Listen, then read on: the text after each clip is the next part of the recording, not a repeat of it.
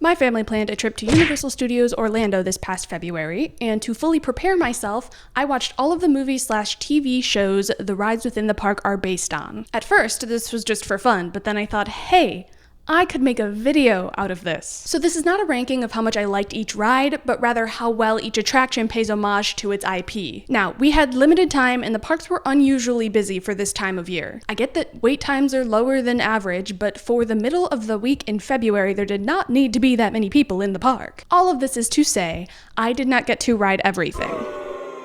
For rides I didn't get to ride, I'll base it off of my memory of that ride from years ago, and then videos of the ride/queues online. For those I've never ridden, they'll just be excluded because it's just not fair. Anyway, I don't think there's any real criteria I'm basing my ranking off of, and I know right now this is going to be so biased. So without further ado, I present a tier list of all the rides at Universal Studios Orlando based on how well they pay homage to the media they're based off of. Let's start off with the objectively better park, Islands of Adventure.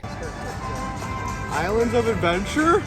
I hardly know her! This park is split into distinct themed lands. The first is Marvel's Superhero Island. This is actually a tricky one because the rides are based off of comic books, not movies. It feels weird to judge these 1999 rides based off of comic books by movies that came out in the 2000s. And unfortunately, I didn't read any comic books for this challenge because I don't know how to read. That being said, I think I know enough about superheroes to be a pretty good judge, and we'll base it more so on the characters and general concepts and less on the movies themselves. First up is the Incredible Hulk coaster. It's an original coaster from opening day of Islands of Adventure in 1999, and same goes for most of the other Marvel rides in the park. It's a launch coaster manufactured by B&M, and it reaches 110 feet and launches to 67 miles per hour. To prepare for this ride, I watched 2003's Hulk, would not recommend, and 2008's The Incredible Hulk, which I would mildly recommend. The concept is that General Thunderbolt Ross is conducting gamma experiments to create Hulks, or in their words, super soldiers, and you've just volunteered. Now, this is a pretty new version of the ride. Before the refurbishment in 2016, the concept is that Bruce Banner is trying to reverse the effects of becoming Hulk, and you're just kind of along for the ride. Overall, I like the new concept better. It feels more purposeful and cohesive, and the ride itself is a lot smoother from retracking it. However, the biggest downfall is that we lose this excellent moment in the launch tunnel where Bruce is saying things like, I think it's working, but then alarms start to go off and he screams, no, and then you launch into a 0G roll. Mwah. Other than that, this ride gets it. Outside the ride itself is a massive Hulk statue ripping one of the cars off the track, and that sets the tone immediately. The queue has televisions playing, showing other people undergoing this transformation, and there's a really cool gamma core that's supposed to supply the energy for these experiments. The walls are decorated with different lab postings and military personnel, and I like the little detail at the beginning of the queue that says by going past this point, you are essentially just giving up all your human rights. Now, it's hard to judge a roller coaster because it's always going to be a roller coaster first and a themed ride second, but I think it makes complete sense that Hulk would be a high-intensity thrill roller coaster. It reflects the intensity of turning into a Hulk. The Hulk roar as you launch out of the tunnel, the banging of your head on the restraints and the immediate headache that follows, the intense positive G-forces that push you into your seat and make you gray out, the disorientation from doing 7 different inversions pulling you every which way. The way I'm describing it makes it sound not fun, but I promise it is. All of these sensations add up to give you an experience that's as close as possible to turning into a Hulk. Where the ride lacks is at the end, both in the ride itself and the storyline. The second half being less intense than the first half is kind of standard for roller coasters though, so I'll forgive that. As far as the story goes, we're just kind of left without a conclusion. Were we turned into Hulks? I don't think so, because I'm not green.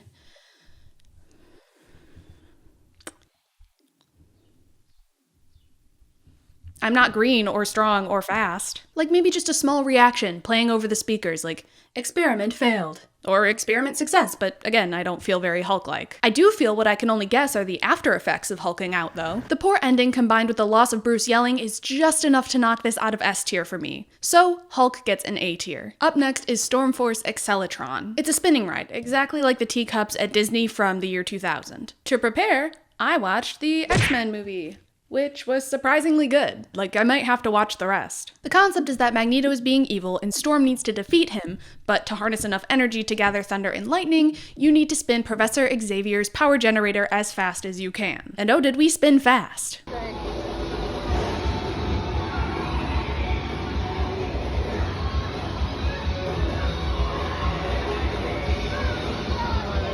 This ride is so much fun. I love spinning and getting dizzy, and the color scheme is great, and the sound effects are great, but overall, it's kind of weak. Part of me feels bad for putting such a fun ride so low, especially when they can't help it. It's a spinning ride. The point is for it to be a spinning ride, so any theming they do is going to be pretty weak. But even the cool parts are hardly noticeable. There's a bunch of cool comic book panels on the walls in line that explain the story,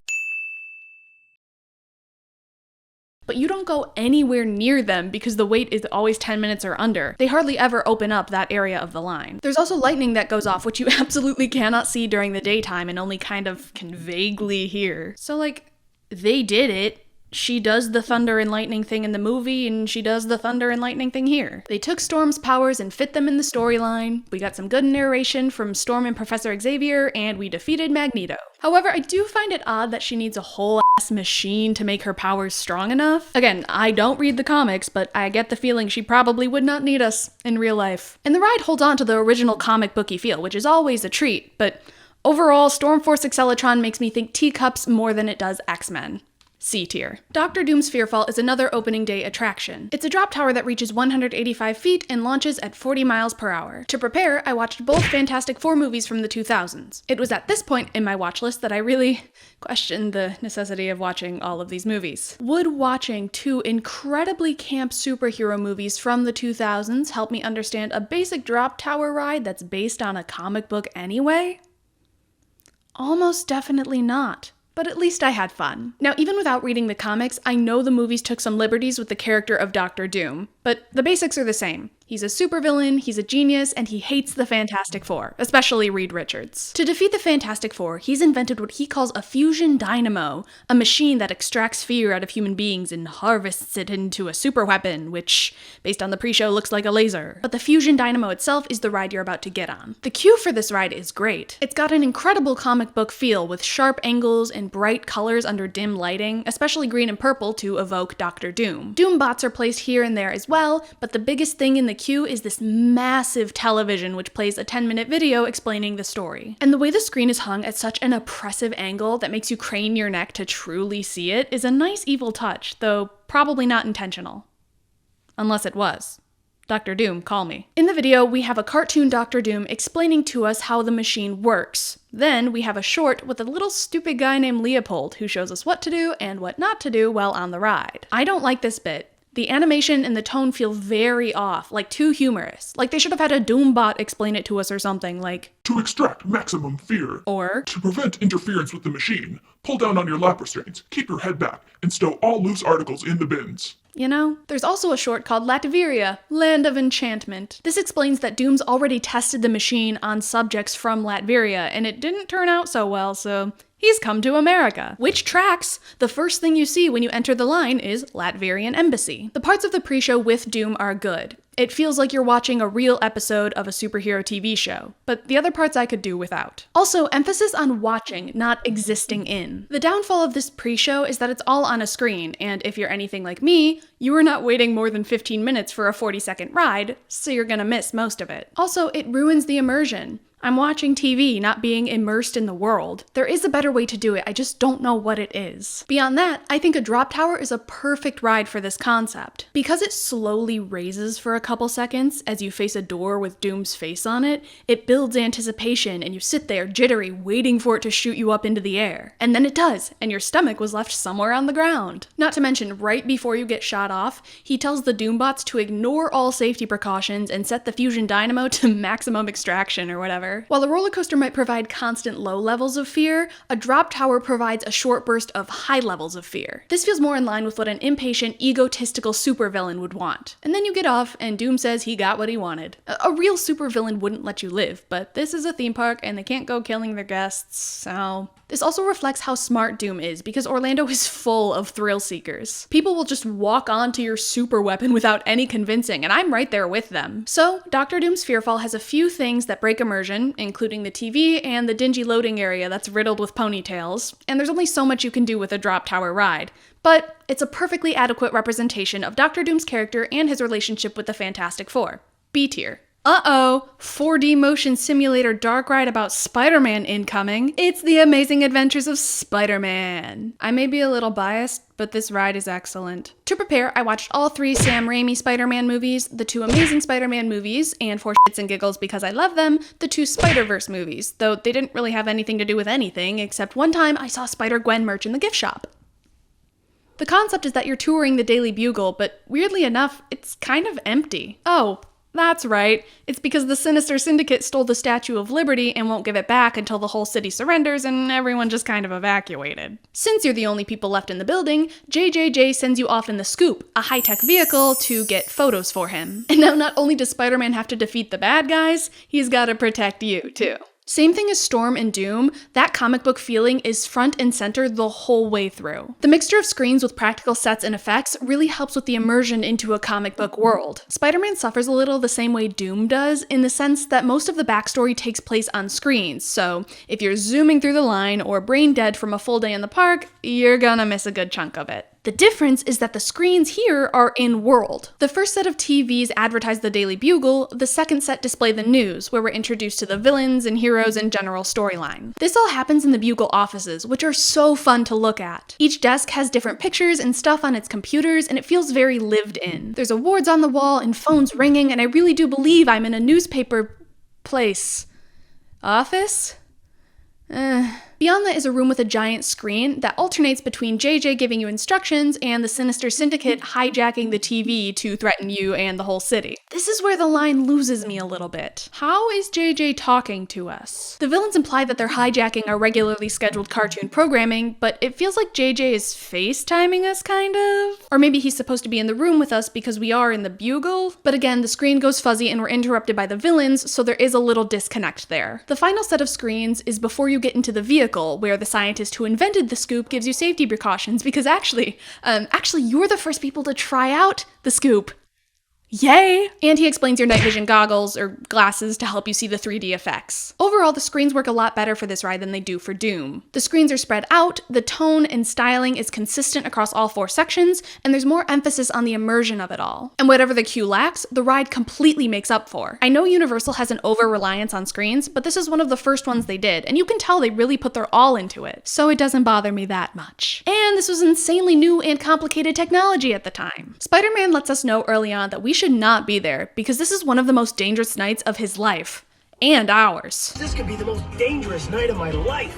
And yours. Basically, we spy on the Syndicate and get threatened by each of them individually. Doc Ock, Hobgoblin, Scream, Hydro-Man, and Electro. I was actually terrified of Scream when I was little. Like, I had to cover my eyes, but now? Joking. Kind of. Anyway, I really like the villains they chose. Now, whether they were popular in 1999, I don't know. But they're mostly lesser-known villains today, which is great to showcase the world of Spider-Man. The 4D effects are insane too. The fire, the water, the spinning around, the bumping into things and being thrown off buildings. I do want to place emphasis on the water because Universal has an obsession with getting you wet, and I'd like to keep a tally there. And this is actually the second time, because I'm counting the mist that you plow through on Hulk. Anyway, it's all wrapped up in a nice little bow when JJ congratulates us for being heroes, and the Spider-Man theme music blasts in your ears. But then we pass by Doc Ock's gravity cannon, which has J. Jonah Jameson suspended in air in his apartment, and there's a note on the cannon that says, "JJ, here's the raise you deserve. Spider-Man." The raise you deserve. Gravity cannon, the raise you deserve. The raise.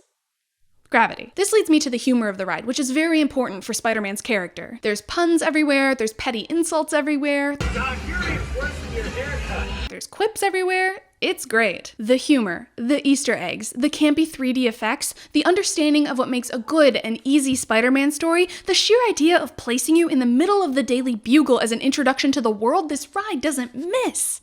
S tier. Moving right along to Toon Lagoon, an excellently themed world, if I do say so myself. We're starting off with Dudley Do-Right's Ripsaw Falls. Oh, Dudley Do-Right, how I love you and your log flume ride Dudley Do-Right's Ripsaw Falls from 1999, despite your IP being irrelevant for decades.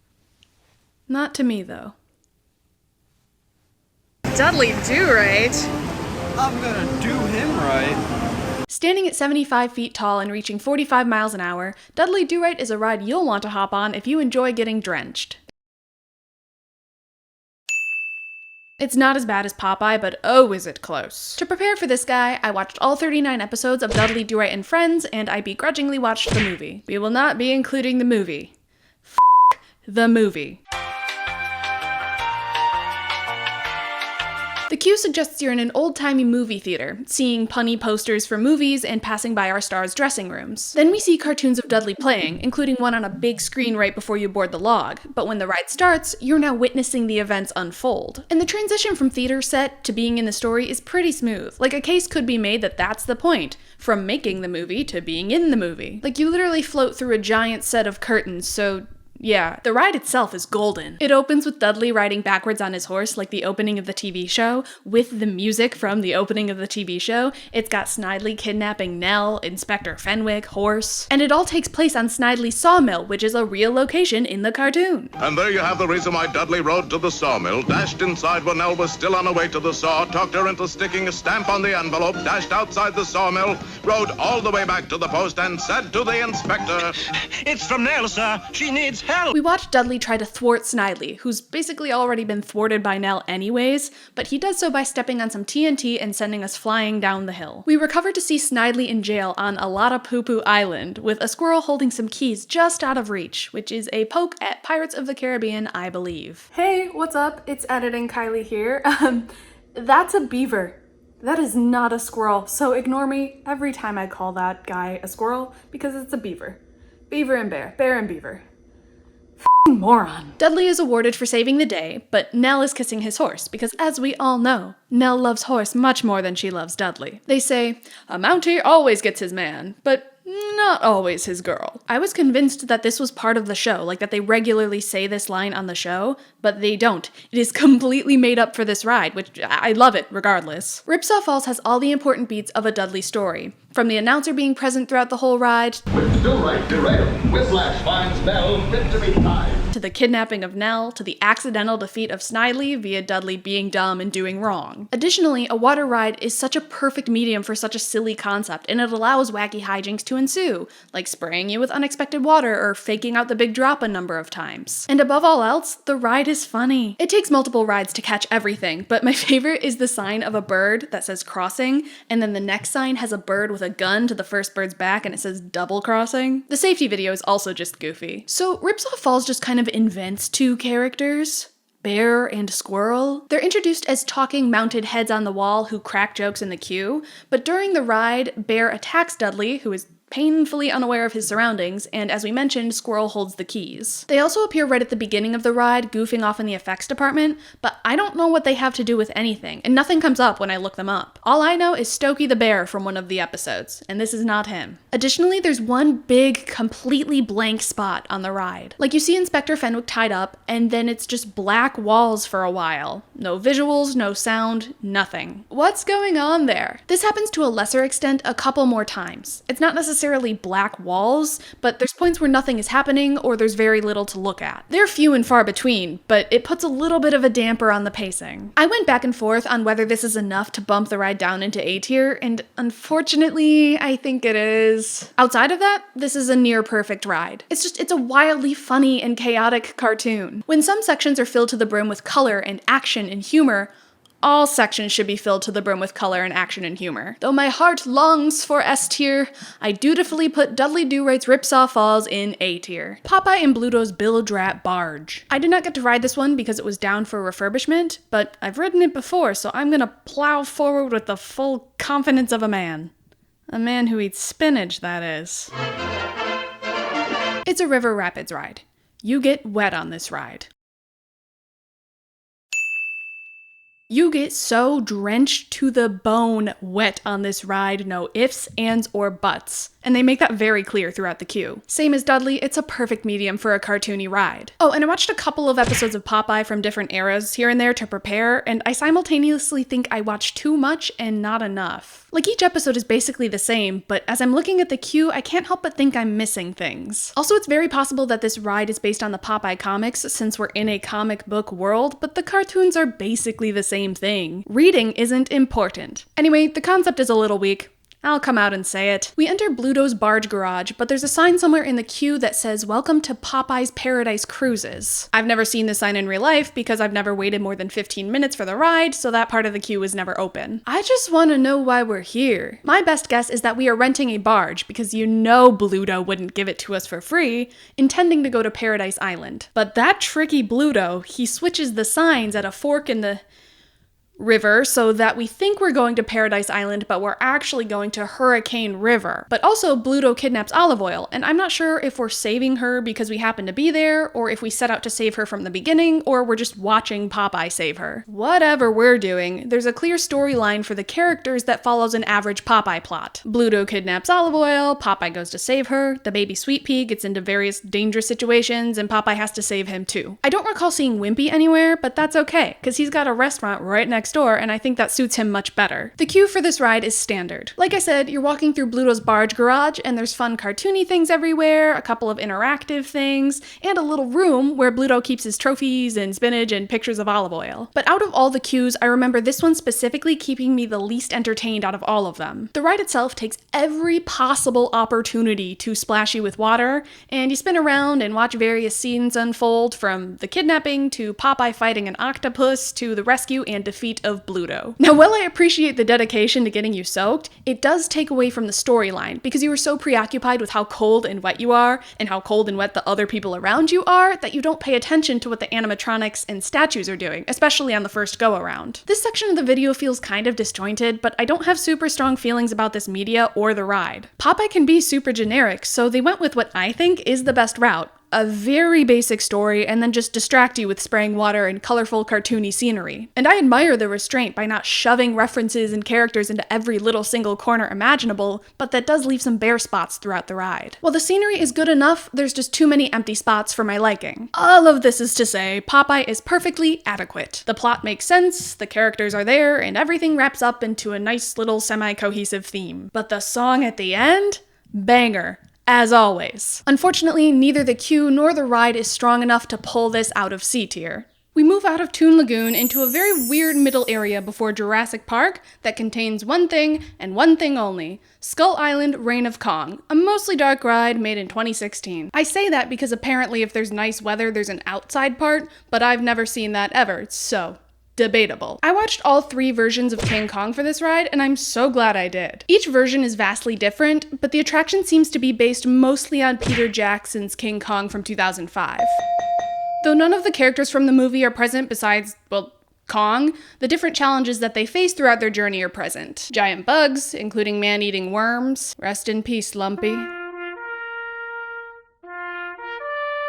Dinosaurs, giant bats, the works. The queue for this ride is actually insane. The outside of the temple is so large and intimidating, and it sets a really high standard for the ride going in. The indoor part continues with this. Hundreds of skulls line the walls, and I actually have a theory as to where they get these skulls from, but more on that later. You enter a room with a native woman chanting about Kong, and it gets progressively louder, and flames and thunder build up while she speaks. It is really intense. These iPad kids sitting unfazed in line, while 8-year-old me would have pooped her pants 3 times over. From there, you move into tight tunnels that used to have scare actors in the walls, and while it's just fine without them, it used to be really scary when people would just pop out at you from the darkness. Then you enter the expedition room, where people and materials are being gathered. The audio from the radios kind of explains what's going on, but it's pretty hard to hear. Skull Island Reign of Kong's queue is excellent. Too bad the ride is a letdown. As much as I want to, I'm not going to compare this ride to the objectively better Kongfrontation, a ride that came out before I was old enough to ride a tricycle. And also, Kongfrontation takes place in New York, while Skull Island Reign of Kong takes place on the island, so vastly different stories. The main problem I have with this ride is the screens. I don't mind screens to get the point across, but you need a healthy mix of practical sets too. The animatronic they do have, the giant head of Kong,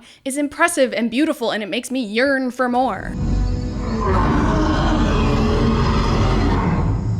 I get that animatronics are tricky and hard to maintain, but I lose all sense of immersion when I'm stuck in front of a screen. I feel like I'm watching a movie, which I already did 3 different times. The bugs exploding on you was one of the coolest parts outside the Kong animatronic, because they have to break through the screen to spray you with bug guts.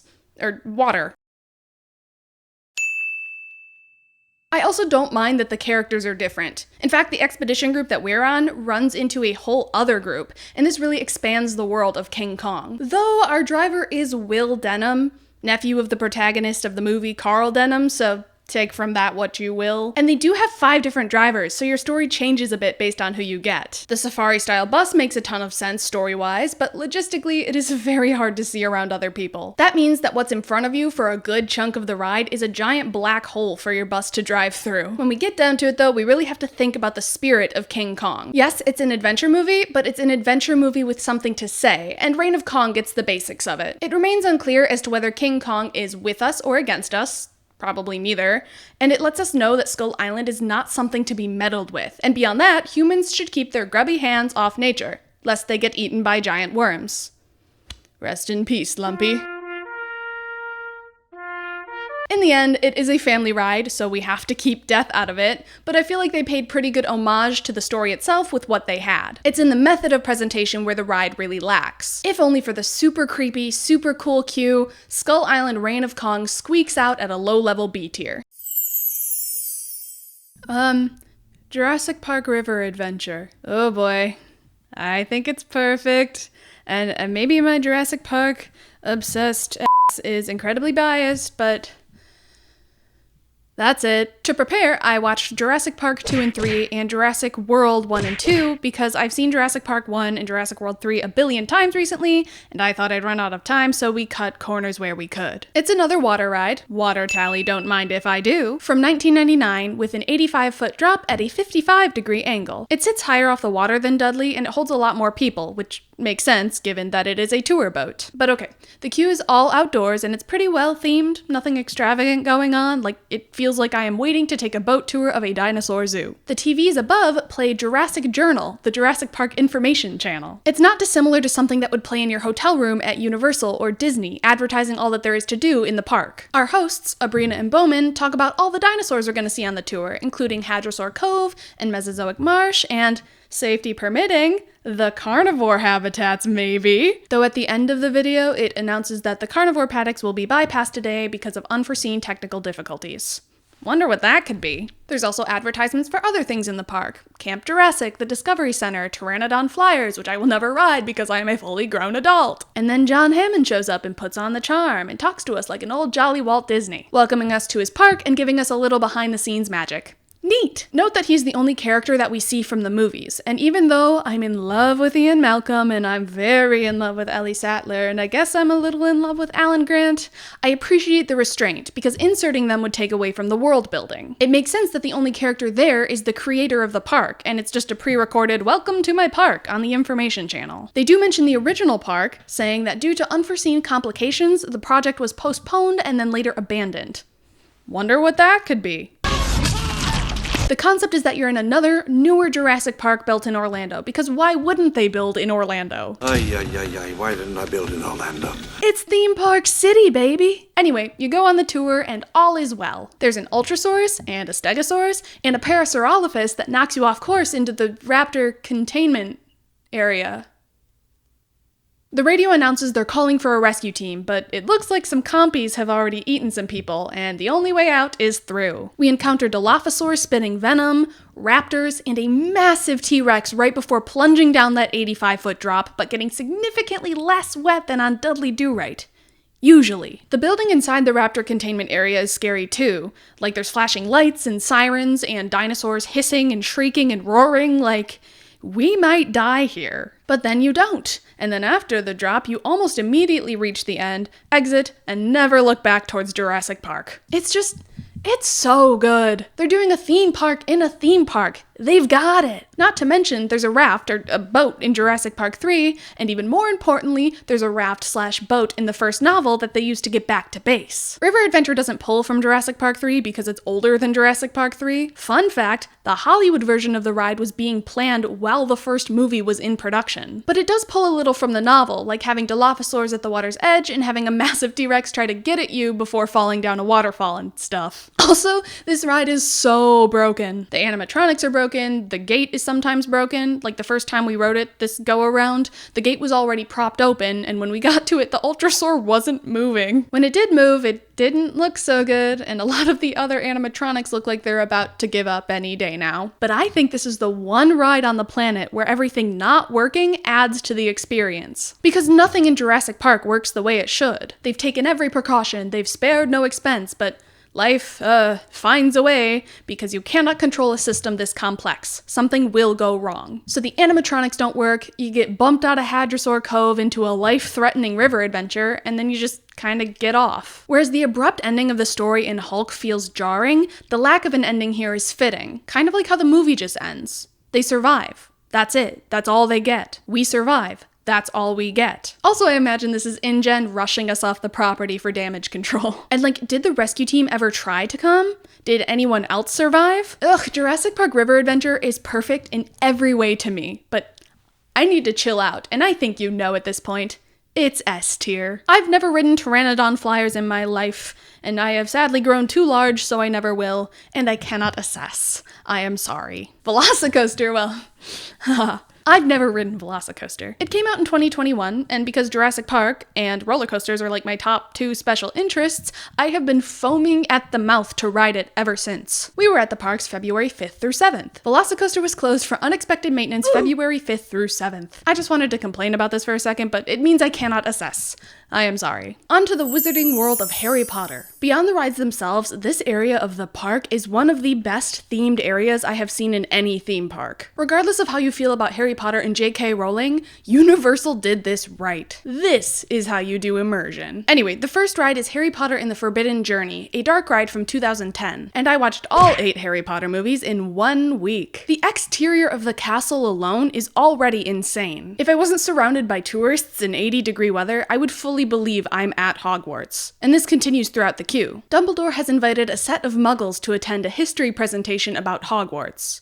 Why? No idea, because it's not established that we're important or anything, just that we're muggles. You first enter into a corridor that contains the Mirror of Erised, then you go to the herbology classroom, which has mandrakes and various other wizarding plants. From there, you pass through an area with moving portraits and enter Professor Dumbledore's office, going past the statue from the movie, of course, where he tells you not to fear Lord Voldemort, he explains the concept, and he lends some inspiring words. Oh, and if you find the dragon, let someone know. You move into the Defense Against the Dark Arts classroom, where Harry, Ron, and Hermione tell you that Professor Binns' history lecture is actually very boring and you should just follow them to the Quidditch match instead. Just meet them in the Room of Requirement. Sometimes it snows in that room, too.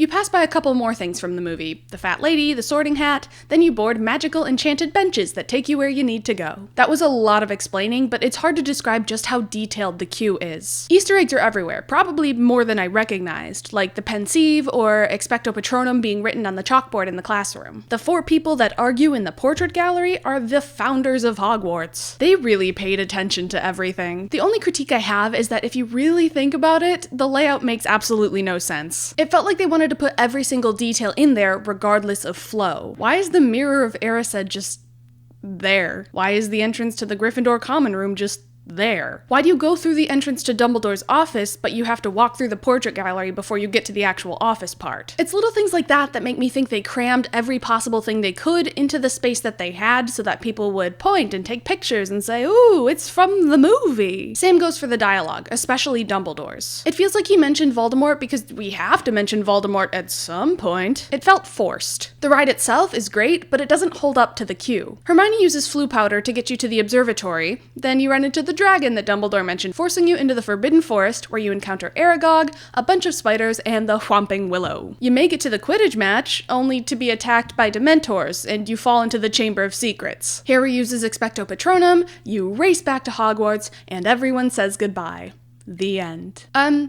This ride is scary. Like, not insanely scary, but way too scary for some kids. The amount of spider jump scares and the way the Dementors suck out your soul? I get Harry Potter can be dark and scary sometimes, but this was a little too much. Additionally, the screens don't hold up super well, so if you were prone to motion sickness, well, Good luck, Charlie. The colors are weirdly cool and desaturated, but I get wanting to immortalize your child actors before they become not children. Also, the screen that has you being transported to the observatory is just cheesy and not well done. But the use of screens is pretty well balanced with the practical effects. The observatory itself, the dragon, the spiders, and the Dementors are all practical, allowing them to really get up in your face and make you acknowledge what you're looking at. So while the story of why you're there is a bit weak and doesn't entirely make sense, the ride has everything you could want in a Harry Potter themed attraction wrapped up in one nice solid little bow. Everything you could think of from the movie is there. You meet the characters you love, fight some magical monsters, and get to see and explore the whole inside of Hogwarts. Who hasn't dreamed of doing that? If we're going based on the ride itself,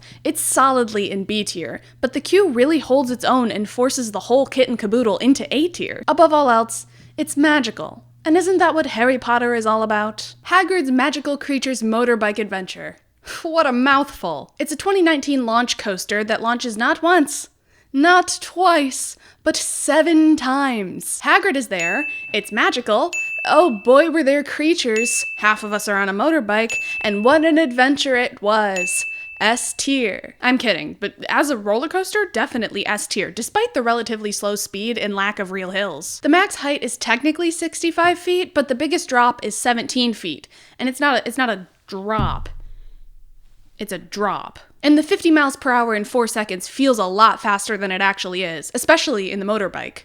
Sorry, sidecars. I couldn't really gather what the concept was until I looked it up. And that's because I didn't know that there was a pre-show until my last ride-through on my very last day at 8 p.m., 1 hour after park close, and I was much too busy looking at the back of people's heads and angling my body away from the woman who was sneezing on me. Hagrid's taking us on a special Care of Magical Creatures class trip on Enchanted motorbikes. Arthur Weasley shows up in the same way that everything on Harry Potter and the Forbidden Journey shows up, so we can point and say, hey, I know him. If you don't see the pre-show, it doesn't ruin anything, but it makes the story infinitely more confusing. You travel past Hagrid's hut, which is gorgeous. It's gorgeous in the movies, it's gorgeous here, a perfect autumn landscape. You then travel through some ancient ruins, which contain Hagrid's stashed stuff, from work gloves. Shout out to the guy behind us who said, you know, you really don't think about how big Hagrid's hands are when you're watching the movies. To various dragon eggs, to posters of magical creatures. The Easter eggs on this ride are great.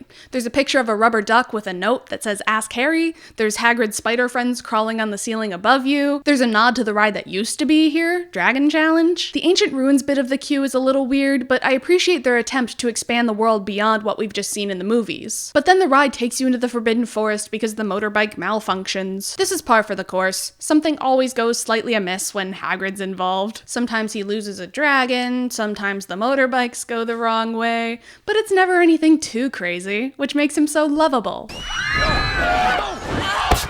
We run into quite a few magical creatures, but beyond the centaurs in the cave and the, blast-ended Scroots, they feel kind of haphazardly placed. The pixies on the Weasley car are a nice touch, but overall it feels like they ran out of magical creatures and had to make do. Like, if this is a magical creatures adventure, I want to be bombarded with magical creatures. And the big purple button on the motorcycles that you press at the end to make you go really fast is a nice nod to the big purple buttons on the motorcycles that Hagrid presses. Mad Eye's orders! It's an incredibly fun ride, but it's clear the focus was on making a unique, fast coaster themed to Harry Potter instead of making a Harry Potter ride. Which is great. It's one of the best rides in the park, coming from someone who loves roller coasters. The buildings are impressive, the theming is decent enough, and the concept is shaky at best, so I think we can safely slide Hagrid's Magical Creatures Motorbike Adventure into B tier. I did not ride and have never ridden Flight of the Hippogriff because it always has insane wait times for a kid's coaster, so I cannot assess.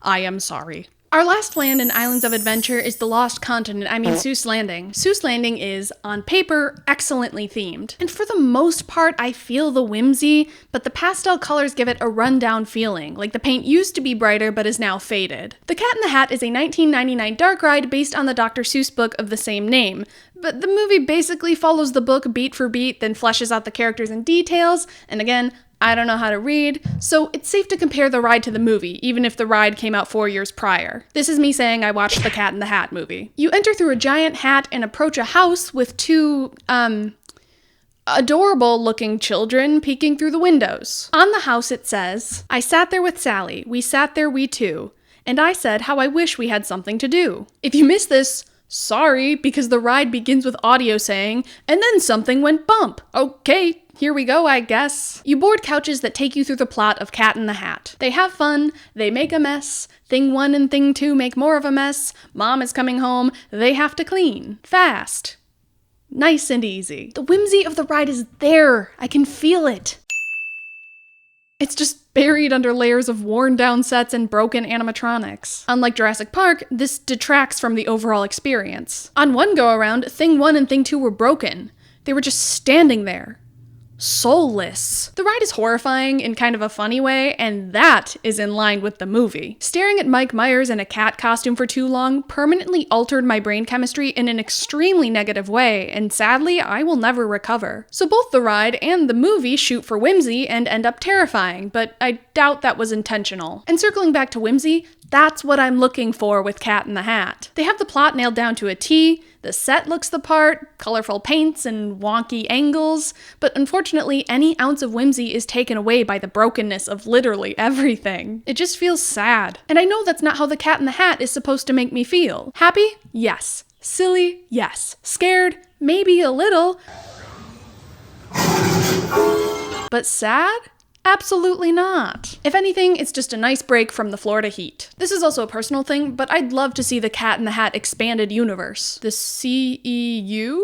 How can we take the concepts established in the book and the movie and expand on them? What's the Cat in the Hat like with different people? What new situations can we put the little freak and us in? The Cat in the Hat has the potential for A tier, maybe even S tier. But with the state it's in now, I cannot in good conscience place it there, and therefore give it B tier. The High in the Sky Seuss Trolley Train Ride is a 1999 slow-moving trolley ride high above Seuss Landing. To prepare for this, I learned how to read, and I read the Sneetches story by Dr. Seuss, since that's what the queue is themed to. You enter through a machine that looks suspiciously like Sylvester McMonkey McBean's Star-On machine from the Sneetches book. The sign above reads Sneetches In, so I think I'm pretty safe in my assumption that it's Sylvester McMonkey McBean's Star-On machine from the Sneetches book. In the center is a big ol' machine. Not sure what it does, but it looks very cool, and it moves, and it's colorful, and it's very Seuss-esque. Along the queue, there are panels on the wall that explain the Sneetches story, so I guess I didn't need to prepare ahead of time. If you don't know it, the basics are, all the star-bellied Sneetches think they're better,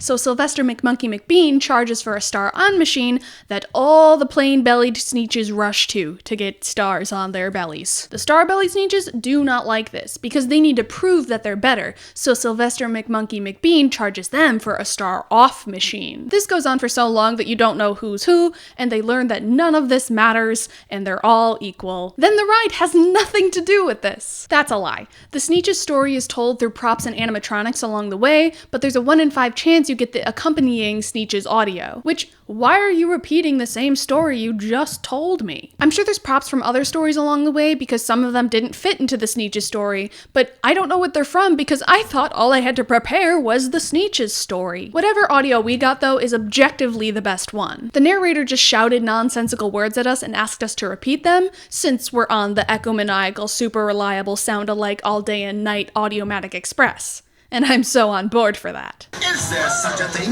as an upside-down sound? Ooh, listen to this. It goes swim, swim, swim. And if that's not Dr. Seuss, I don't know what is. But again, it rotates between 5 different audios, so 1 in 5 chance you get that one. I guess the High in the Sky Seuss Trolley Train Ride is fine. It feels more like a carnival ride than anything, especially with the way some of the things look run down. Again, mostly because of the pastel colors. But the views from up high are really nice. Just don't look down. Look out. Look out. Don't look down.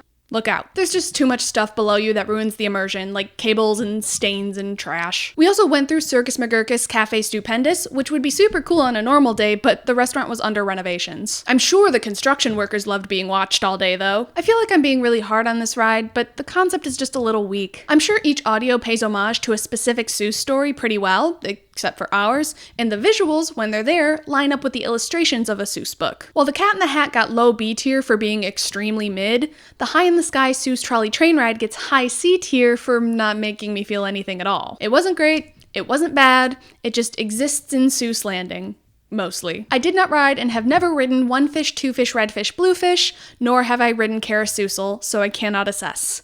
I am sorry. I keep calling Islands of Adventure the objectively better park, but Universal Studios Florida has some great rides too. It also has themed lands like the other park, but over time the themes have gotten very blurry. That being said, our first land is Minion Land, most of which replaced the Shrek ride, and I get that the Shrek ride was old and outdated and needed to be replaced, and I like the cohesiveness of Minion Land, but the concept of minions has gotten out of control. And we'll talk about this more while we discuss Despicable Me Minion Mayhem. So I watched Despicable Me 1, 2, and 3, and Minions Rise of Gru for this, but I also did exhaustive lore research. Minion Mayhem is a 3D motion simulator ride from 2014. The concept is that you are volunteering to be turned into a minion by Dr. Nefario's new minion gun. Congratulations!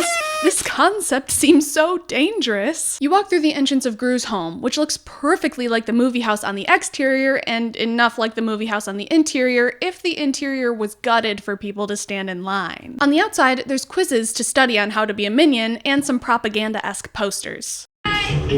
Becoming a minion? Becoming a minion?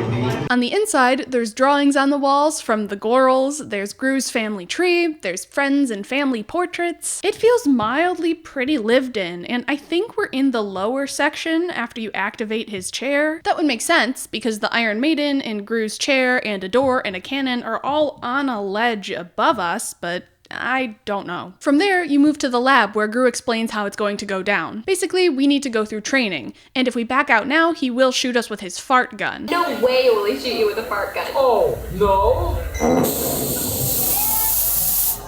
But because he's incredibly busy, the Gorals beg to train us instead. Also, the fart gun smells like bananas. You know, because minions like bananas. Gru runs off, and the Gorals wonder if he forgot that it was the anniversary of the day he adopted them. While this does feel quite forced and maybe a little unnecessary, we are currently living in a world where minions have control of the story. Most of the Despicable Me movies focus on the relationship between Gru and the Gorals to some degree, but nothing comes close to that first movie. That movie has heart and the relationship at the very center of it, and this ride at least acknowledges that a little. The minion to Gorals ratio on Minion Mayhem feels akin to the ratio in maybe Despicable Me 2 or 3. But that's okay, because this ride is about becoming a minion. You load into the benches, you get shot with the minion gun, and a little indicator shows that it was successful. The Gorals take you through training, which is essentially a bunch of silly obstacle courses throughout the lab alongside other minions. But it all falls apart during a teamwork exercise when Edith foolishly tells the minions to resist the banana. The minion chain collapses, and we fall into the restricted, dangerous area of the lab. As the Gorals try to get us out, Agnes drops the present that she made for Gru, so now we have to go retrieve it. Gru's also trying to save us, but I think he's trying to save the Gorals and accidentally saves us along the way. Agnes gives Gru the present, and Gru reveals why he's been so busy. He's been planning a party for their anniversary. But just as we end on a super fun roller coaster, the minion gun crashes to the ground and turns us back into humans. Womp womp. Oh well, usher in the next group. Good story. Good, cute story. Also, good conclusion. I like that the gun turns us back into humans because when I leave the ride, I'm looking at me, I'm looking at my party, and I'm not seeing any minions. Good thinking! Continuity does dip when Gru mentions that we're in a theme park in one of the pre-show videos. This may work with the Hollywood version of the ride because it's theorized that Gru lives in California, and so maybe he's just close to the park, but we're in Orlando, baby! And we're in your house?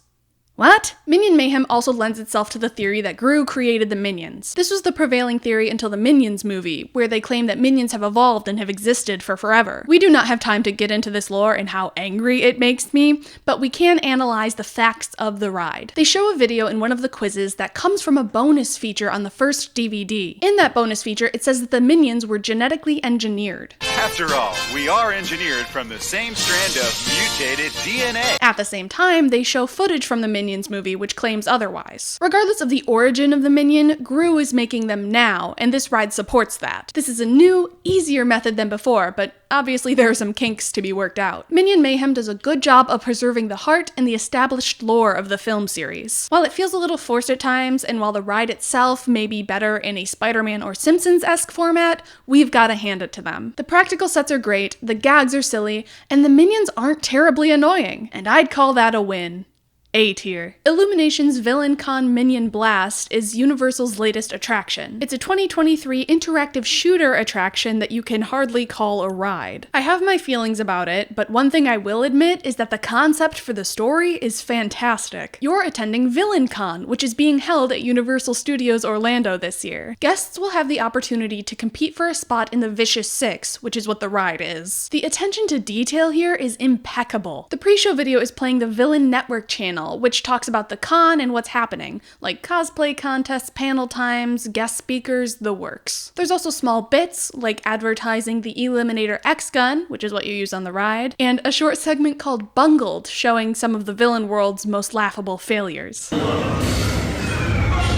When you get inside, you're at the con. There's booths selling all sorts of things. Cars and bikes at Malicious Motors, weaponry at Unlawful Outfitters, or pets at Corrupt Companions. They really have the con atmosphere nailed down, and mixed with the sense of humor from Despicable Me, it's honestly great. Then you get to the ride itself. I guess whoever wins the most points will be appointed to the Vicious Six, but holy shit, what am I shooting at? It's all on screens, and there's too much going on for my smooth brain, and it's hard to see where my gun is pointing. There's different settings, like under the sea, a museum, Universal Studios Orlando, and you shoot at villains, minions, boxes, pretty much anything, I'm not sure. You can also sync your Universal app with your gun, so you can associate your points with your profile and compete with others, but my gun wouldn't sync and I didn't care enough. There is only one interactive shooting ride I care about in this park, and it's certainly not Illumination's Villain Con Minion Blast. Oh yeah, and you stand up the whole time. As a concept for an attraction,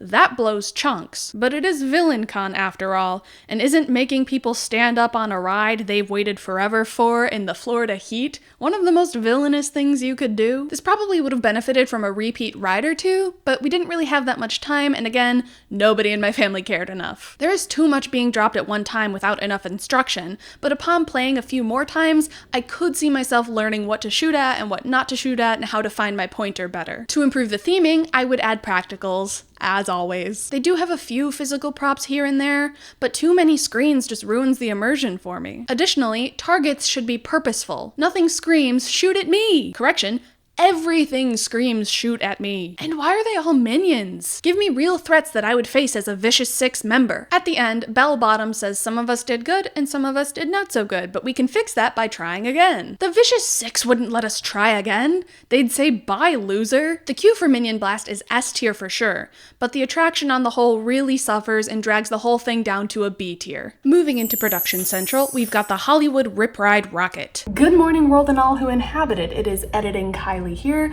I just wanted to let you know that as of 2024, Production Central no longer exists. Hollywood Rip Ride Rocket no longer exists in Production Central because Production Central no longer exists. It is now lumped in with New York. Hollywood Rip Ride Rocket is lumped in with New York. Hollywood, New York. That is all. Also, Transformers was moved to New York too. It's a roller coaster. It came out in 2009, it's manufactured by Maurer AG, it's 167 feet tall, and reaches 65 miles per hour. The theme is not explicit, but I'm gonna say it's music. The giant play button on the side of the coaster is pretty neat and probably a dead giveaway, and the whole thing feels very iPod ad in the mid-2000s. Like the TVs in line have a very "hey, rock on" vibe. They film you the whole time like you're in your own music video, and whichever song you choose to listen to on the ride is the soundtrack for that music video. When you sit down, you can select from classic rock/metal, rap/hip-hop, pop/disco, club/electronica, or country. If you're savvy like me, you know there's a whole list of hidden songs to choose from. Just hold down on the home button and type in the code to the song you want to listen to, which can be found online. Paranoid by Black Sabbath, here we come, I guess? This just in, I was lying. Turns out they've nixed nearly all of the songs. Rumor has it that this ride is shutting down for good. It hurts really bad, it's one of Universal's most expensive coasters to operate, and the ride itself and the theming are just super outdated. Sad to see it go, allegedly. But for more info, check out El Toro Ryan's Problematic Coasters video, it's super interesting. Also, apparently the maneuvers of the ride are named musically. I'm not sure how you're supposed to find that out unless you read the complete guide to Hollywood Rip Ride Rocket, but the non-inverting loop is called Double Take, and the overbanked turn over the queue is called Crowd Surfer. So if the theme is music, S tier? I guess. If the theme is Rip Ride Rocket, well, it's not in Hollywood. It does rip, and it is a ride, but it is not a rocket. So 50%?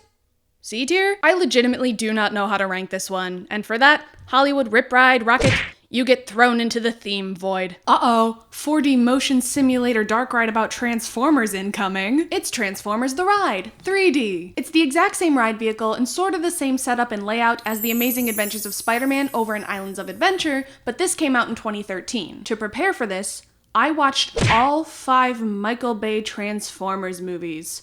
Holy shit. I tried.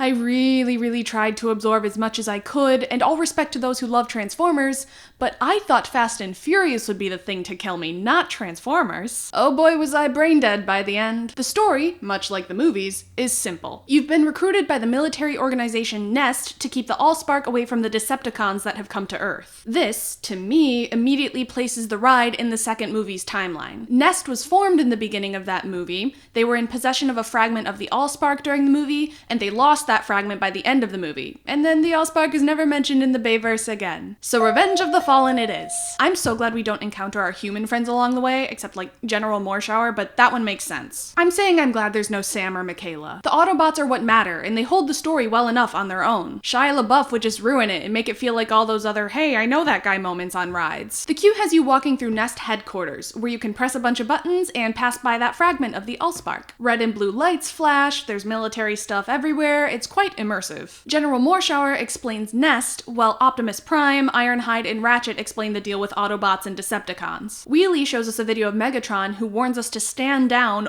Or else. and a transmission from a guy on a battlefield, whose name escapes me, tells us to refuse, stand down, mutiny, chicken out, whatever we gotta do because it's too dangerous. Those 4 phrases are burned into my skull because the ride broke down and we were stuck listening to him say that for 30 minutes. There's also a small detail that our ride vehicle, Evac, is super well trained but has never actually been out on the field.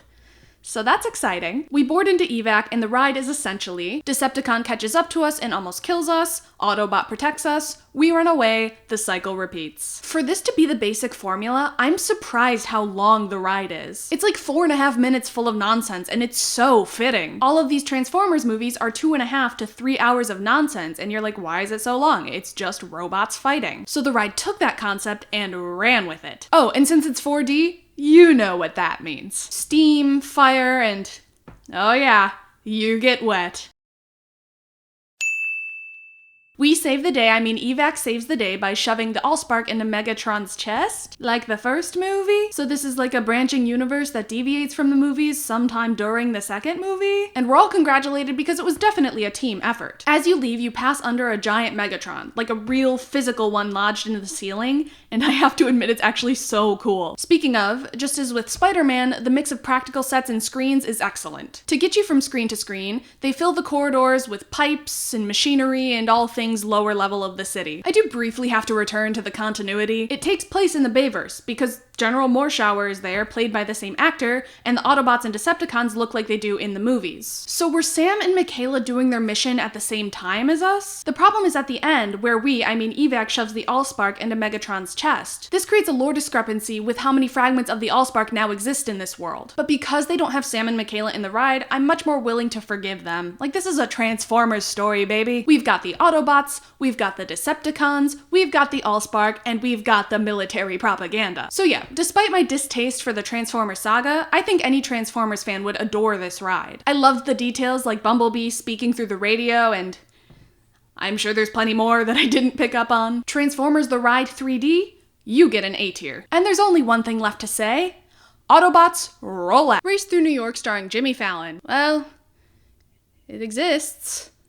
Unfortunately. Who in their right mind thought a James Fallon ride at Universal Studios Orlando was a good idea? Except maybe Jimmy himself. I did not watch anything to prepare for this ride because I didn't want to watch anything with Jimmy Fallon in it. Can I count his bit in Jurassic World? Like, hey there, I'm Jimmy Fallon. Welcome aboard the Gyrosphere. You know who was excited though? My mother. It's a 2017 3D motion simulator ride very similar to Despicable Me Minion Mayhem. You enter NBC Studios and it's 2 levels. The bottom level has displays of all the old Tonight Show hosts, and upstairs is a fancy lounge. Last time I was in this fancy lounge, they had a color card system to tell you when it was your turn in line, and hashtag the panda was walking around. I guess this lounge was always supposed to be lively and full of entertainment, but despite how busy the park was, there was no wait for this ride, so there were no color cards and no pandas. The pre-show video opens like a Tonight Show episode would open, but the guest star is you. Jimmy introduces the ride and the Roots, who play a fun beat and rap the safety regulations. You're pregnant or your blood pressure's abnormal, I'm sorry, this simply isn't a suitable ride for you. They also insert a bit, which I'm sure is from the show or maybe SNL,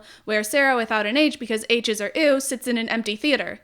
And that's it? It provided nothing? Throughout the pre-show, there's an applause light that flashes when you should clap. I didn't clap at first, but then Jimmy Fallon looked me dead in the eye and recited my full name, address, and social security number. My mom said she didn't see or hear this, but I clapped anyway just to be safe. And good thing I did, because I learned that if you don't, they take you backstage to where the real Jimmy Fallon is kept, and they let him hunt you for sport. Then they add your skull to the Reign of Kong queue, so that's kinda neat. Once you load into the theater, board the Tonight Rider, production noises surround you while you wait. The race starts, and true to its word, you race through New York, starting in NBC Studios and going out into the city and into the subway. After that, we learn the Tonight Rider can fly, so now we're going underwater and flying to the moon. Hello, Universal loves to get you wet, Tally. Looks like the Tonight Show has already conquered the moon. Their logo is projected on it, and also they have the first roller coaster built on it. Something about that feels very dystopian. This ride is littered with bits. You hear the Tight Pants song, hashtag the panda shows up a lot, Sarah without an H and her stepdad Gary return, there's a ragtime band, and Jimmy writes thank you notes on the moon. This bit feels a bit forced, but my parents were laughing, and isn't that the target demographic? And if they're happy, well, who am I to judge? We win the race just barely, despite Jimmy being in the lead the whole time because we bump him out of the way.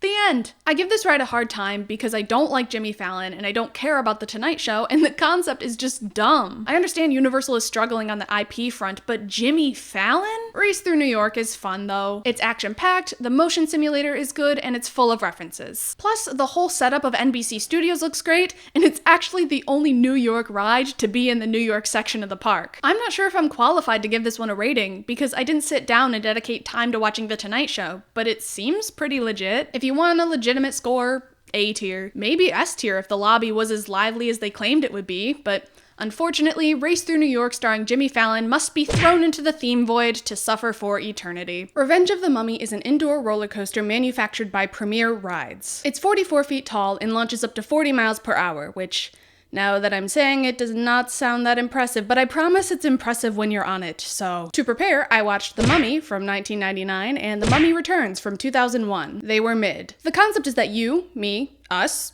we get to tour the set during the filming of the second Mummy movie, Revenge of the Mummy. Wait a minute, scratch that, reverse it. I'm just gonna bang this one out right now. In 2001, in real life, we get a sequel to The Mummy. It was called The Mummy Returns. But now we're on the set of The Mummy 2 and it's called Revenge of the Mummy?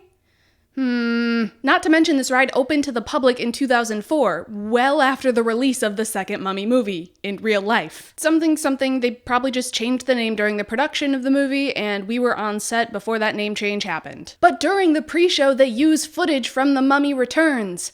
Massive break in lore there, guys. Besides that, the immersion is crazy. You step into the world of movie making. There's costumes with sketches by them, there's props, there's call sheets, there's notes from the production manager, there's a missing poster for a crew member that we'll get into later. The pre-show video is long, something like 15 minutes. The only reason I've seen it all is because I've been on this ride 4 million times, and this time I was actively paying attention. Basically, it's interviews with Egyptologists about Imhotep, and then interviews with the cast and crew, and behind-the-scenes footage. The prevailing theme is, the set is cursed, a lot of bad things have happened, but you'll be protected if you wear the Magi symbol. Half the people believe in it, half the people don't, Brendan Fraser being a really strong don't. He's way more concerned with getting his coffee than some silly curse, but craft services won't give him one because he won't wear the symbol and the intern keeps screwing it up. Speaking of intern, hi Reggie!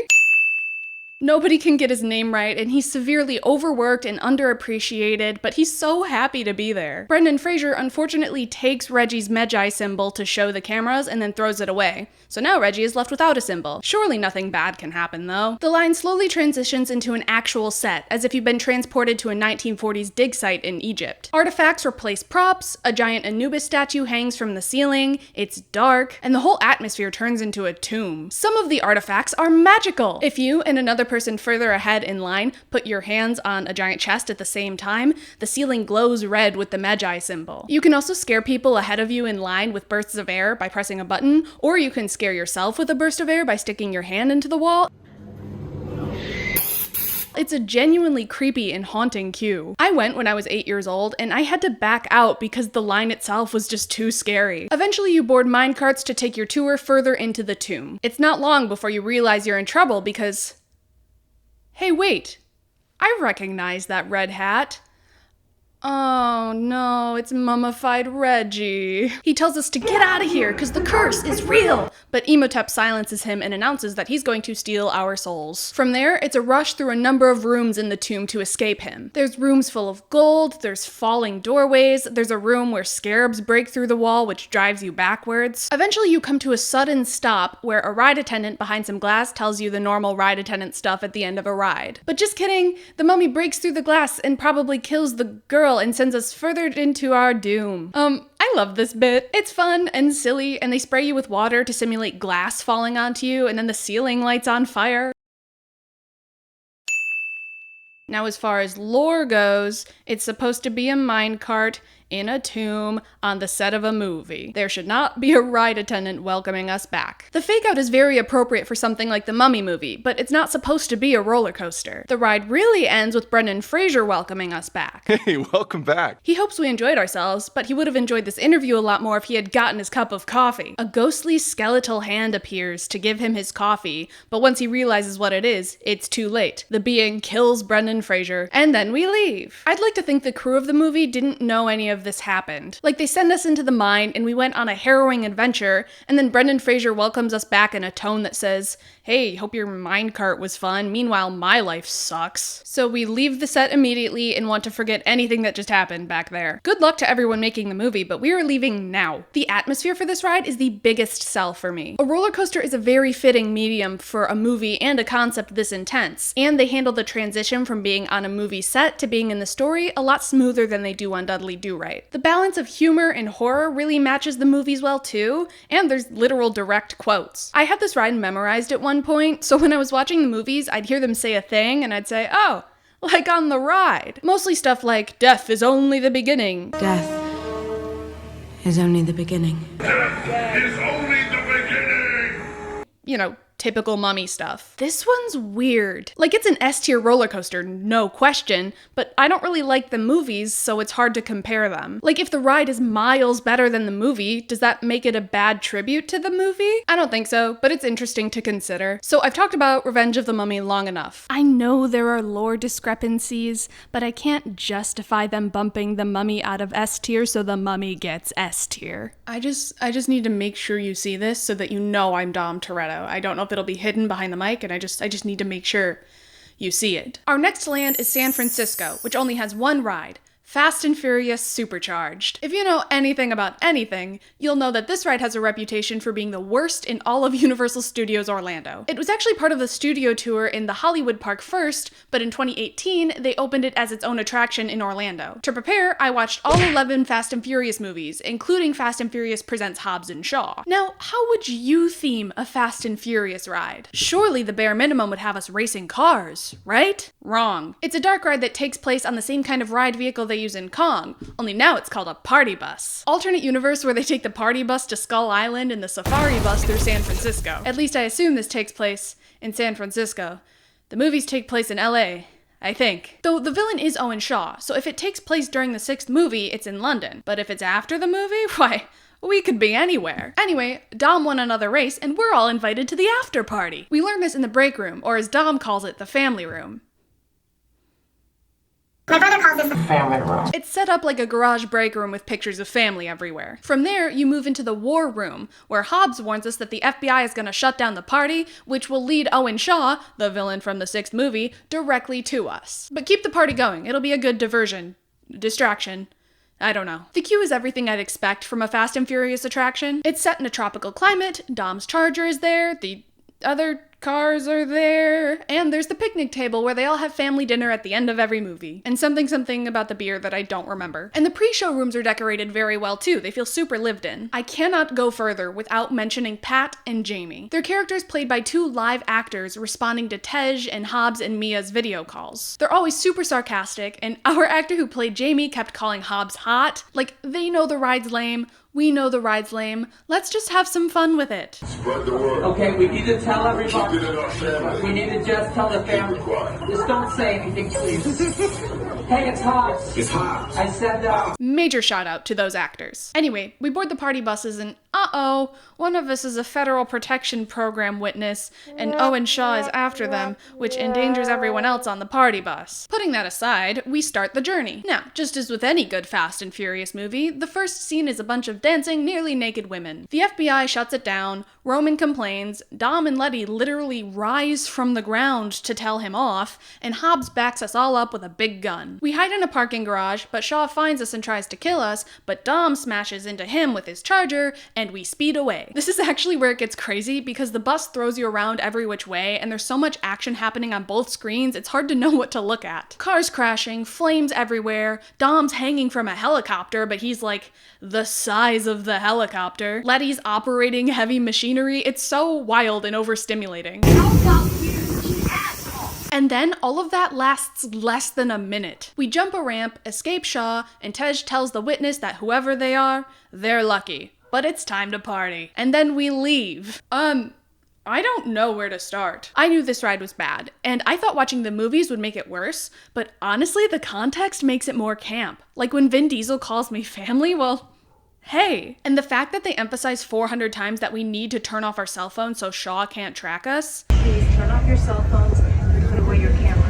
I get that I shouldn't have my phone on, and I get that some people need to be hit over the head with it 1,000,000 times, but that's like half the dialogue. And let everybody know, shut off your cell phones. All the acting is bad, and not in a normal Fast and Furious way, but in an uncomfortable, I don't know what I'm doing and I don't want to be here way. They all look miserable. They say the bigger the family, the stronger it is. You guys get good out there. And you're welcome to join our crew anytime. I mean, I guess the app is kind of fun. You can go into the Universal app and do Fast and Furious stuff while you wait, like do trivia, which I was really bad at, and take personality quizzes. I'm just like Mia. There's also 4D effects like other rides, like heat, and, you guessed it, water. Most people would probably put this in D tier, regardless if we're talking about theming or not. But because of the queue, and because of the incredible actors who have to interact with screens all day and make us laugh, I'd be willing to bump it into C tier. And above all else, it doesn't make sense. And neither do the movies. It's about cars, and it's about family. C tier. Family just got bigger. Back over to the wizarding world of Harry Potter, but now we're in Diagon Alley instead of Hogsmeade. Ooh. There's one ride here, and it's Harry Potter and the Escape from Gringotts. It's a 2014 indoor roller coaster / dark ride manufactured by Intamin. To prepare, I obviously watched all 8 Harry Potter movies. Not again, just the one time to cover both parks. The concept is that you're opening an account at Gringotts Bank, the safest place in the world, and you're gonna tour the vaults, too. I don't think they specify whether we're muggles or wizards, but I don't think muggles can open accounts. Bellatrix does call us muggleborns, but that doesn't mean anything. Regardless, the beginning of the queue is probably the best in all of Universal. Even from the outside, Gringotts Bank rising above you with an actual fire-breathing dragon on top is unparalleled. Then you enter the bank to see an exact replica from the movie. Chandeliers from above, gorgeous marble pillars and gigantic windows, goblins sit there working at their desks. It's unlike anything I have ever seen before. Beyond that, you weave through certain corridors in the bank and load into an elevator that takes you deep underground to where the vaults are. While it's obviously not underground, the movement of the elevator combined with the cave-like atmosphere you emerge into really make you think you are. Oh, there's also a pre-show in Bill Weasley's office, which is another point and, hey, I know him moment. Bill and Blordak welcome you to Gringotts and explain that they'll be taking you on the tour. That's it. You board into the minecarts to start your tour, and obviously something goes wrong immediately. Defenses get set off before Bill can attach his cart to ours, and Bellatrix attacks us just in case we were the ones who broke into her vault. We get away, but run into Harry, Ron, and Hermione during their Gringotts escapade in Deathly Hallows. This now sets the ride in a specific era. We're having our own little Gringotts adventure that loosely crosses over with theirs, and while I think that's a fun and bold choice, I'm not sure if it was the correct one. As a general rule, that I just made up, it's always best to expand the universe, not alter it. Because this now has to be a separate universe than the movies. Harry, Ron, and Hermione didn't save some randos in the movies. Withdraw, Peg! Anyway, Bill's like, you're safe, but then the dragon appears and lights everything on fire. Welcome to Gringotts! Perfectly safe! He tries to put out the fire, and in the process, we get wet. We try to get away, but are stopped by Lord Voldemort and Bellatrix, who know we've seen Harry Potter, and they're going to torture us until we tell them where he is. Luckily, we're saved by Harry, Ron, and Hermione, who are riding the dragon. They pull us up to safety, and Bill says he hopes we'll still open an account. After all, it's the safest place on Earth. That just happened. Voldemort?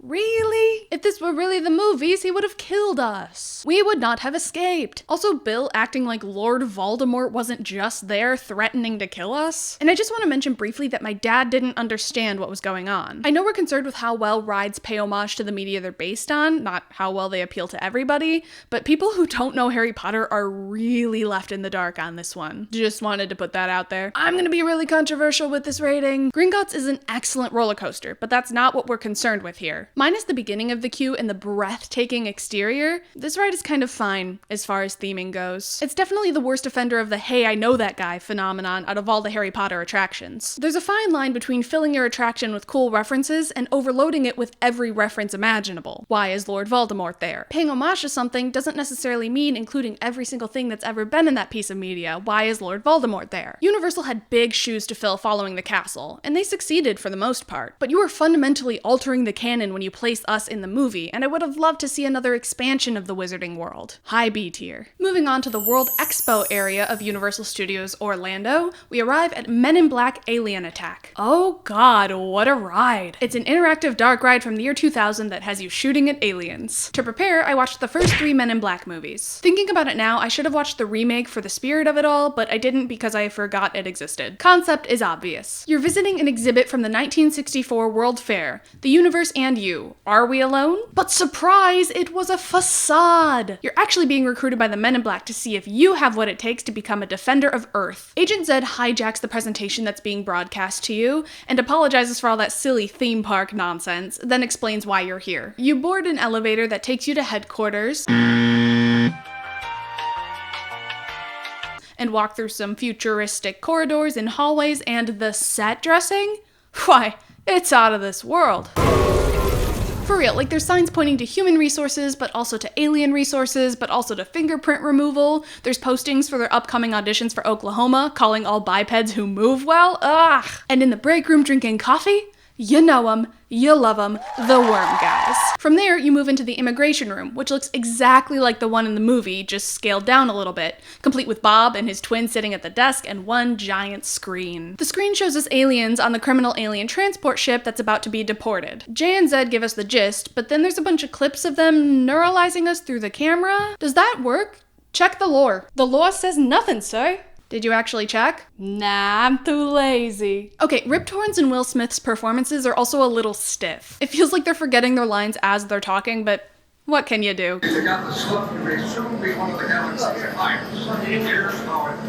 Also, you can take a tour of the immigration room itself if staffing allows. We weren't able to, but I've done it before and it's so awesome. You move into the weapons room, which has an array of weapons displayed, including some from the movie like the Noisy Cricket, and the guns you're about to be using, the S4 Alienators. There's a safety video featuring Doofus and Do-Right, no correlation to Dudley Do-Right. In fact, the video has Leopold vibes from Dr. Dooms Fearfall's safety video. The silly tone fits Men in Black much better than it does Dr. Doom, but it still feels a little off. Then we board the ride vehicles. You enter training, but then that criminal alien transport ship they were supposed to deport? Yeah, it crashed into New York and now we're on the job. I love the detail that the aliens in the training room are cardboard cutouts, while the real aliens are physical props. It's a nice touch. Part of me thinks this misses an explicit point in the movies when Will Smith doesn't shoot at any of the aliens, but only shoots at the little girl because he used deductive reasoning. We're just kind of shooting at everything. But we're also in a crisis where a lot of really dangerous aliens just crash landed. Maybe it's my anti-cop sentiment, but I am wary. I guess they encourage deductive reasoning by making some aliens worth more points than others.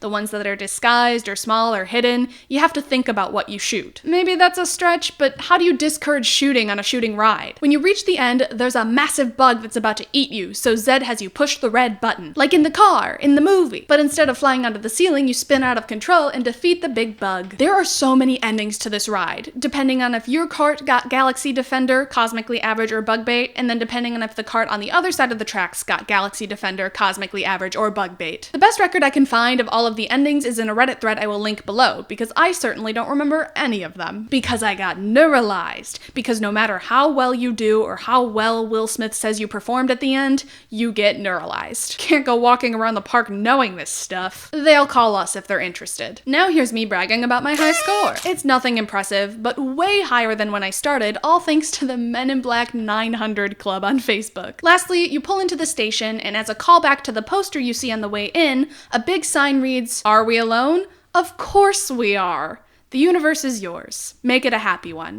Make it a happy memory. But I love the complete story there. We enter the World Expo with the question, are we alone? It's like we get neuralized to the moment right before the expo, and they already have the answer. Are we alone? Of course we are, idiot. Thanks for coming. Ah, geez. I talked a lot about this one, and I know you've heard me say it 1,000 times, but the attention to detail on this ride is perfect, and it's the perfect format for a Men in Black attraction. Of course it's going to be a shooting ride. They shoot at aliens for a living, mostly. The creativity is there, the humor is definitely there, the references are there, they don't rely on screens, though this would have been a ride I'd expect to get wet on, like bug guts or something, but you don't. Despite its few flaws during the queue and the constant neuralizing as we learn about each new alien species, Men in Black Alien Attack scrapes by with an S tier. The Simpsons ride is a motion simulator ride similar to Minion Mayhem or Race Through New York, but like much older. It opened in 2008 as part of the World Expo, but in 2013, the surrounding land was rethemed to Springfield, USA. To prepare, I watched the Simpsons movie and then maybe 10 to 20 episodes of the TV show, though I think all of the episodes were before season 5. And it was not enough. I get the concept. I got the concept before I watched a single episode, but watching the show helped a bit. Unfortunately, The Simpsons is 35 seasons long, so I know there's stuff I missed. Anyway, we're going to Krusty Land.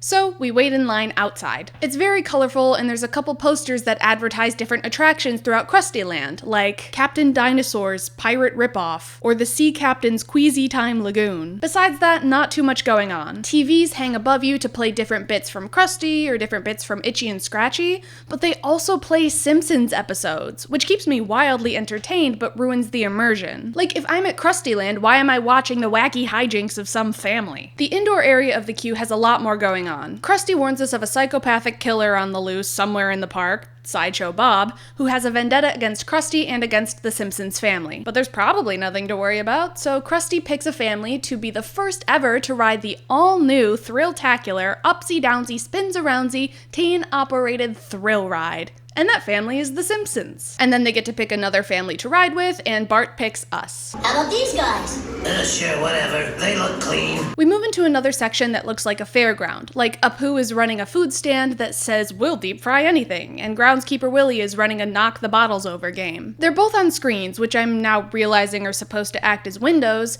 but this gives the booths themselves an empty, haunting feel. It doesn't help that we're inside. Like, I much would have preferred this section to be in the outdoor part of the queue to resemble a fairground better. The rest of the room is obviously over brightly colored and whimsical and everything it needs to be. We then load into an elevator where us and the Simpsons are given a behind-the-scenes tour of the ride, which runs on nuclear energy, but then Sideshow Bob reveals himself, knocks out Krusty, and forces us on the ride at gunpoint. Forget it, Bob. We'll never... Dad! I waited in line an hour for this thing and I'm riding it. Now hop in! The ride itself is all on one big screen, and we're thrown about as Sideshow Bob tries to kill us. Like, we set off on a roller coaster that's being demolished, or maybe is still being built, but I don't understand how we got here, because we were supposed to ride a regular coaster, and I don't know when that changed. We fly through different attractions and across Springfield, like through a kiddie ride that turns evil, or an orca pulls us through some water, so we're getting wet. We go into space, we fall into hell, then it ends with us crashing in front of the park, and the ride slowly descends back to where it started. I don't understand how, though, because we end in a vastly different place than when we started, so how do we disembark in the same room that we boarded the ride on? Just food for thought. And before we can depart, Krusty pushes a button that makes a loud noise and it's essentially a jump scare. Yeah. The Simpsons ride is good, I think. The main thing I dislike is that we're keyed into everything. We see Sideshow Bob steal the Scratchy suit and laugh maniacally. We see Maggie grow when she enters the nuclear reactor after the Simpsons have moved on to board the ride. There is definitely a better way to go about showing us these things within the story itself, or just don't show us at all and surprise us when we're on the ride. Additionally, it's all in 3D. After we board, the Simpsons, all the characters, everything is 3D, and not in a put on your 3D glasses kind of way. It's in a they just look like that kind of way, and it's unsettling. Very uncanny valley of them. And we know 2D works for immersion, but there's plenty of good things. The way everything is hastily thrown together and then immediately falls apart is very appropriate for Krusty Land. The Simpsons humor is there the whole time. Like Sideshow Bob says, "Now the last thing you'll ever see, a legally required safety."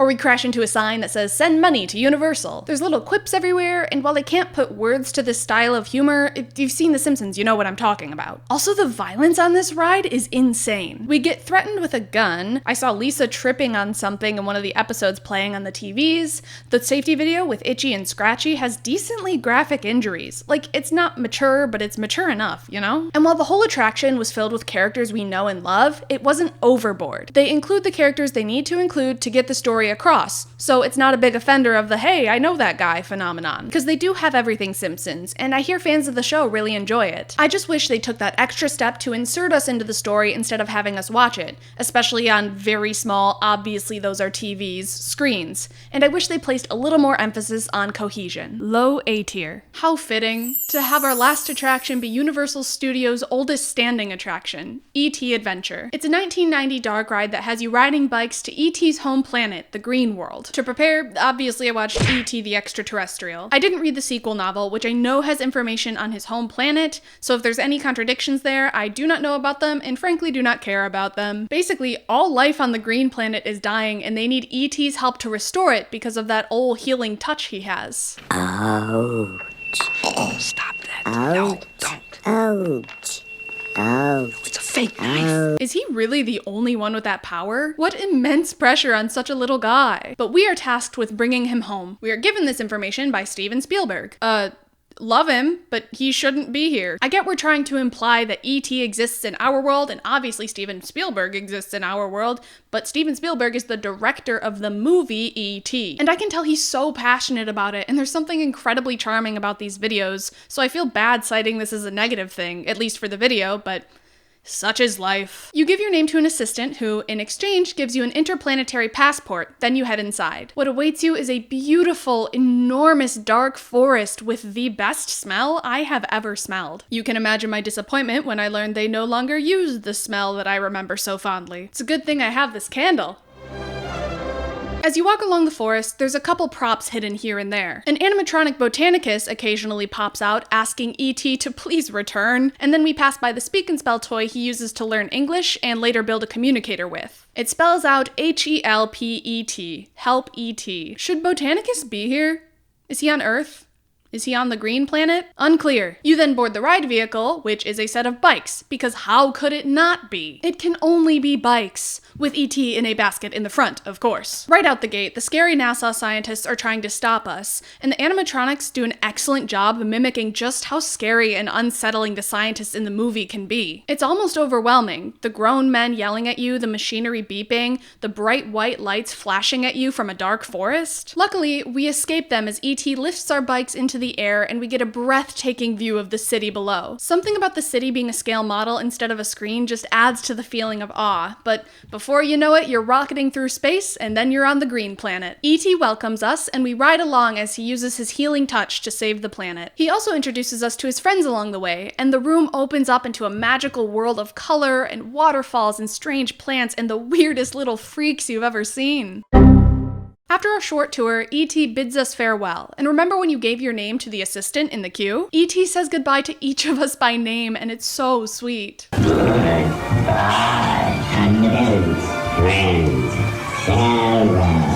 It's a sea of stars and fog as the ride vehicle pulls into the station, and we get one last visual of E.T. and Elliot's hands made out of stars. E.T. Adventure is adorable. The lore, particularly the consistency of it, is probably some of the weakest in all the themed rides of the park. Looking at you, Hollywood Rip Ride Rocket. And it even made me consider placing it in B tier. But the physical props, the unique nature of each room, and I know I've said it before, but the charm of it all. The combination of pre-existing story beats and the expansion of the world is great, and it's one of the only attractions that really evokes an emotion, let alone an emotion that I so closely associate with the movie itself. Maybe it's the nostalgia, but maybe it's the amount of heart poured into every ounce of this ride. E.T. Adventure absolutely gets an A tier. I neglected to mention the land that E.T. belongs to because it was in Woody Woodpecker's Kids Zone, but by the time this video comes out, it will be in DreamWorks Land. Right now, it's in a void.